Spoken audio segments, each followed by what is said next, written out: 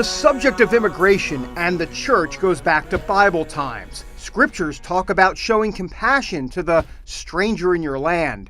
But what if that stranger breaks the law to get there? Churches regularly face that question as thousands illegally cross the border, including women and children. And that includes 18-year-old Jose Maldonado, who's waiting to see if the courts will allow him to stay in the U.S. In the meantime, he's taking classes to learn English. He agreed to talk to CBN News on camera.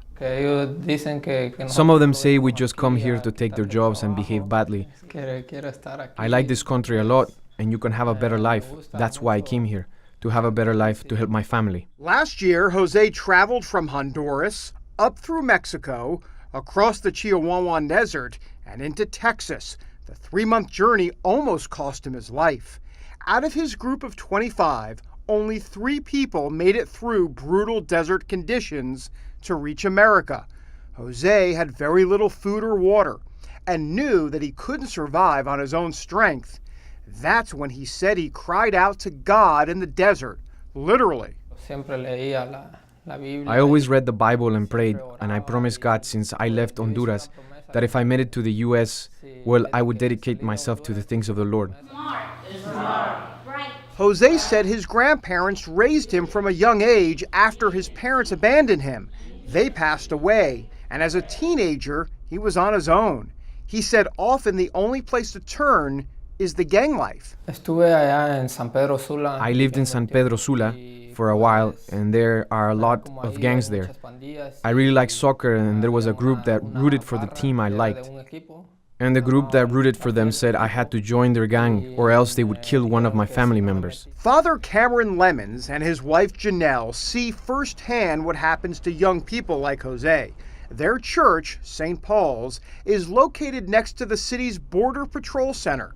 They believe it is their responsibility to help. I think it's important for us to differentiate between the political issue of what do we do to secure our borders. We also have this biblical call to show compassion. Back in July, Murrieta made immigration headlines when protesters filled the streets as buses transported detained immigrants to Border Patrol, most of them women and children. The protests here in Murrieta, California have really shown the great divide over immigration.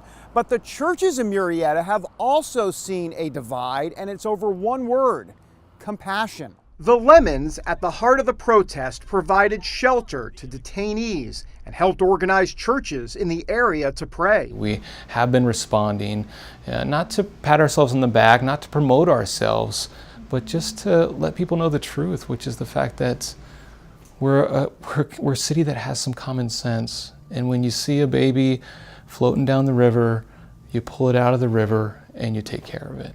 Diana Seraphin helped organize the protests and says people like the Lemons fall on the wrong side of compassion. She said the government should send all illegal immigrants back home. One reason, they're a potential health risk. I'm concerned that some of the churches or people will start taking them in. Our government should have, before they shipped them, bussed them, threw them on a plane, gave them medical treatment. There's too many with diseases. Seraphin also said if churches want to show compassion, they should start with their own country. Okay, we're 17 trillion in debt.